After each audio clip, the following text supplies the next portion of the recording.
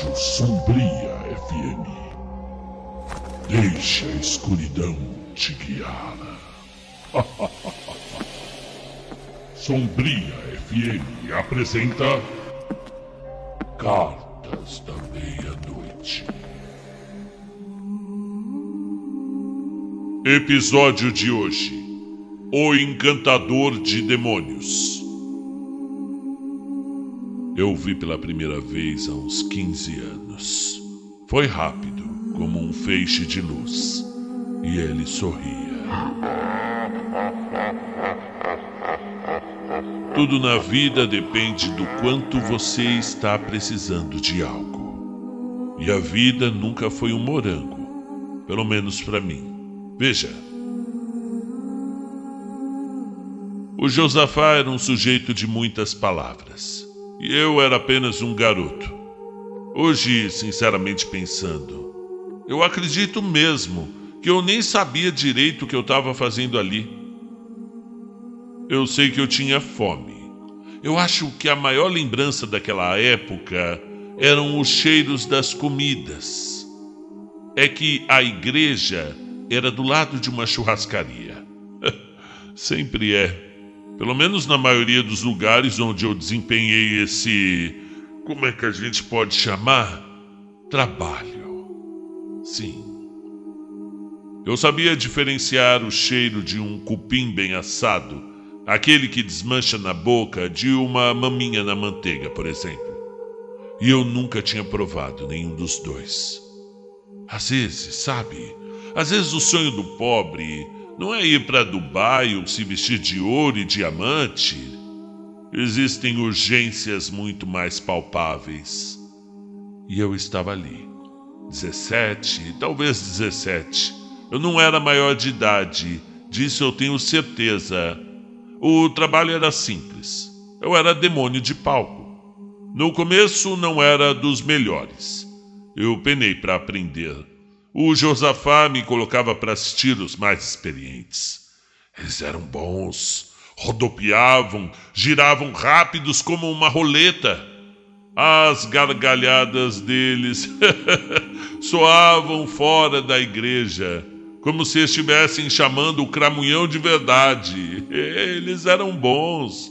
Eu era mirrado, sem substância, sem fôlego para dar uma pirueta, para gritar a plenos pulmões.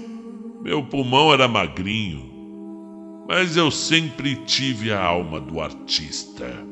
E naquele palco eu via aqueles mestres brilharem. Tinha música de acompanhamento, tinha dança, tinha luzes. Era um espetáculo. E eu ficava muito emocionado com as performances. Os anos 90 eu considero que foram a era do ouro dos demônios contratados de igrejas. Aquela época era diferente. E mesmo sabendo que tudo aquilo ali era uma encenação, eu chorava de emoção. Aquilo era pura arte. E aí eu comecei a pegar o jeito da coisa. Treinando no quarto, fazendo bocas e caras na frente do espelho, retorcendo assim a mão. A primeira grande oportunidade fora da minha comunidade foi num culto lá no centro, na rua Tabatinguera, já descendo pro Glicério ali. O Josafá me falou: se você fizer legal, eu te levo na churrascaria, irmão. Meus caros, você não tem noção do que aconteceu naquela noite. Eu acho que ali, naquele palco de madeira, eu nasci para o estrelato. Eu tive uma síncope, uma catarse. Eu flutuava interpretando um diabo que, sinceramente, fazia inveja aos meus tão queridos e respeitáveis mestres lá do meu bairro. Para quem já teve esse desfrute da vida de ator, sabe do que eu tô falando. Fazer o mocinho é legal. Mas fazer o vilão... tem um gosto. Um gosto de maminha na manteiga e cupim que derrete na boca. Naquela noite, eu não sei por qual mecanismo de criação, nasceu o Galamidrel. Foi o nome que na hora saiu da minha boca quando Josafá subiu o tom de voz em seu microfone para perguntar qual era o nome da aberração que tinha invadido meu corpo. Eu devo ter inventado na hora o Galamidrel, mas logo a fama do meu personagem ganhou a cidade. R$ 200, Evandrinho! Meia hora de espetáculo! O que você acha disso, irmão? Ainda não tinha entrado nos anos 2000. Duzentão? 200 era um salário mínimo. Em 30 minutos? Eu ria enquanto comia aquela maminha na manteiga, aquele cupim molhadinho. Eu iria de graça, na verdade, apenas pela arte, pela magia, pelo olhar de admiração da irmã da primeira fileira, pelo olhar de terror das crianças, pelas lágrimas que desciam. Aquilo era pura arte. Josafá começou a me levar em outras congregações pela cidade. E quando praticamente eu já tinha visitado todas, voltava na primeira, com outro corte de cabelo ou coisa do tipo. Ficamos um bom tempo nessa, até que vieram as viagens. Primeiro para o interior de carro mesmo, depois de avião pelo Nordeste, pelo Sul, para o Brasil inteiro. A gente chegava junto no aeroporto, mas de lá já pegava táxis diferentes. Geralmente o Josafá era recebido na casa do pastor local, e eu ia para qualquer hotelzinho discreto. Galamidrel. O Galamidrel virou um astro. Era convidado a eventos, simpósios, ministérios de adoração. Eu, nessa época, chegava com uma pequena bengala, discretamente, sentava-me num canto, assistia a tudo quieto na minha. Somente quando o pastor daquela igreja chamava o convidado da noite, que era o Josafá, para ministrar a palavra, eu nunca chegava com o Josafá no lugar, né? Eu já expliquei, eu ficava até em outro hotel. Ele sempre me deixava umas 5 quadras do lugar ali. Era tudo muito bem feito. A gente não trocava olhares durante todo o culto. Somente quando ele decidia correr pela plateia, em busca de alguma alma disposta a mudar de vida, é que ele me achava. Josafá era também um artista. Os olhos dele brilhavam. A gente era uma boa dupla. O Josa amava tudo aquilo. Belém, Boa Vista, Campo Grande. Ele também não fazia pelo dinheiro, não, embora fosse um bom dinheiro. Eu gostava de fazer o cadeirante. Isso eu adorava. O cadeirante que voltava a andar, o cego que enxergava, o tumoroso que...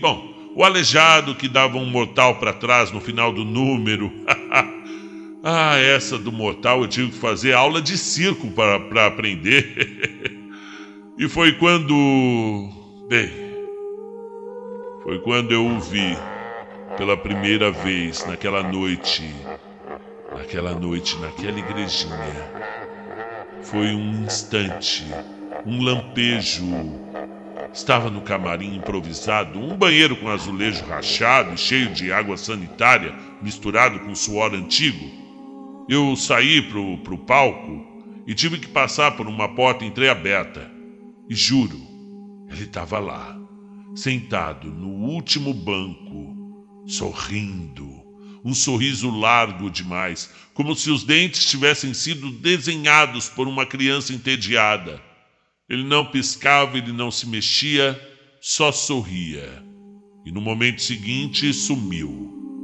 Pensei, devo ter imaginado. Mas o ar ficou pesado. E quando comecei a minha performance como Galamidrel, algo em mim mudou. A voz saiu mais grave, mais profunda. A plateia congelou. Um bebê começou a chorar lá no fundo. E o som do choro parecia vir de todos os cantos. A irmã da primeira fileira caiu de joelhos antes mesmo do Josafá gritar meu nome. Foi quando ele improvisou. Sai desse corpo, Galamidrel! Espírito imundo! E eu gritei, num tom que não era meu. Mas ele me chamou. Foi ali que eu percebi que pela primeira vez algo me respondeu de volta. Um eco, talvez, ou uma presença. Aquela foi a primeira visita. E eu não contei a ninguém. Mas desde aquele dia, o personagem ganhou vida própria. O Josafá adorou. Disse que eu havia incorporado um novo nível de arte. E os convites começaram a chover. Dezenas por semana. Eu tive que largar a escola, cortar os laços com o meu bairro. Me mudei. Virei o Galamidrel de verdade. A segunda visita, bem, aconteceu somente 6 anos depois. Já estávamos em um outro patamar. Agora havia vídeos no YouTube, DVDs, testemunhos em canais de TV religiosa. Eu já não precisava me esconder tanto. O Josafá dizia que eu era um símbolo da redenção, mas eu sabia que não era bem por aí. Naquela noite estávamos em Aracaju. O templo tinha teto de vidro e luzes azuis que deixavam tudo com a cara de um show. Era a primeira vez que usávamos fumaça no palco e eu estava bem empolgado. Mas logo que entrei, algo estava de verdade bem errado. A fumaça subia do chão, mas não se dispersava. Era espessa demais. Tinha cheiro de enxofre de verdade. Eu vi o vulto no canto, perto do altar. Uma sombra contorcida, como se o calor tivesse derretido os contornos de um corpo humano. Galamidrel saiu sem esforço. A voz era a mesma, mas o texto era outro. Improvisos que eu não lembrava depois. O Josafá ficou em choque. Naquela noite, ao voltarmos para o hotel, ele me encarou pela primeira vez com medo. O que foi aquilo, Evandrinho? Sei lá, improviso, Josa. É arte? Ele não respondeu. Só orou. Mas eu sabia. Aquilo tinha sido real. E depois do culto, enquanto eu tomava banho, a neblina do espelho se dissipou. E lá estava ele. O mesmo sorriso, os mesmos olhos. Só que agora ele falou: na próxima será a última. Eu caí de joelhos. Tremia feito vara verde. Ele desapareceu no instante seguinte. E ficou aquele cheiro. Aquele maldito cheiro de carne queimada. Bem, os anos se passaram. Josafá ficou mais calado. Eu também. Às vezes a gente jantava num lugar bacana, em algum lugar do país, às vezes à beira de um rio bonito ou de uma praia bem espetacular, mas a gente não falava nada. Jantava quieto. Evitava um olhar para o rosto do outro. As apresentações viraram rotina. A gente estava cansado. E mesmo ganhando mais, com cachês altos, fãs pedindo autógrafo no fim dos cultos, havia algo podre em tudo aquilo. Uma podridão que crescia. Eu lembro bem da última viagem que fiz com o Josafá, Belo Horizonte. A igreja ficava num antigo cinema. Cadeiras vermelhas de veludo, um palco enorme, com cortinas pesadas que chiavam ao abrir. Era uma apresentação especial. 20 anos de ministério do Josafá. E o Galamidrel era a atração principal. Eu não queria ir, mas fui. E foi ali que aconteceu. Durante a apresentação, as luzes apagaram sozinhas. O microfone explodiu em faíscas e eu comecei a levitar. Sem cordas, sem truque. A plateia inteira gritou. Algumas pessoas desmaiaram. Uma mulher começou a se autoflagelar. Josafá caiu de joelhos, chorando, gritando meu nome. Mas eu não estava mais lá. Ali, em cima do palco, era só o Galamidrel. E ele falou com aquela voz de trovão: está pago! E naquele instante, o Josafá teve um ataque fulminante no palco.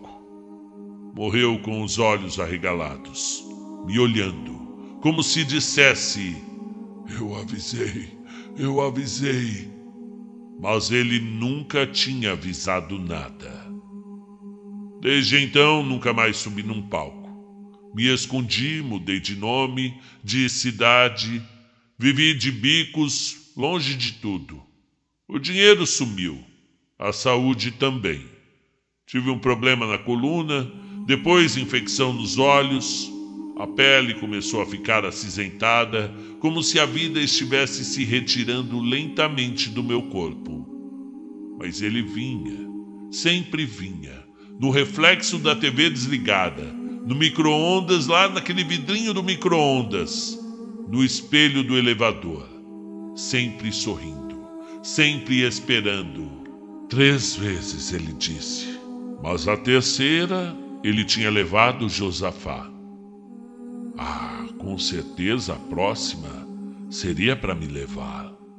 E é por isso que eu estou aqui, escrevendo essas palavras no quarto 314 do Hotel Beira Rio, em São Paulo. Um lugar imundo, com manchas no teto e lençóis que cheiram a mofo e amoníaco.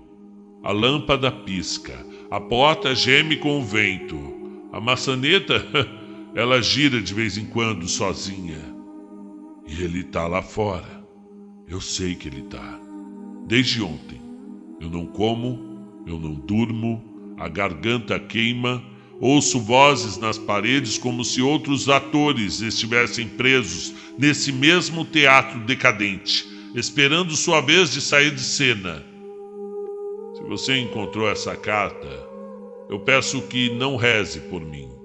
Já é tarde. Eu só quero que saibam. Essa arte é magnífica, é verdadeira, é linda, mas perigosa. Principalmente quando você faz um pacto com ela. Galamidrel foi o meu melhor papel. E agora ele quer o aplauso final. Olhe, estão batendo na porta.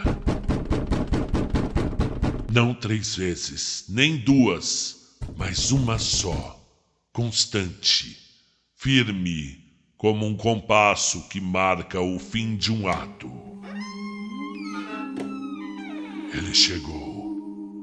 Adeus.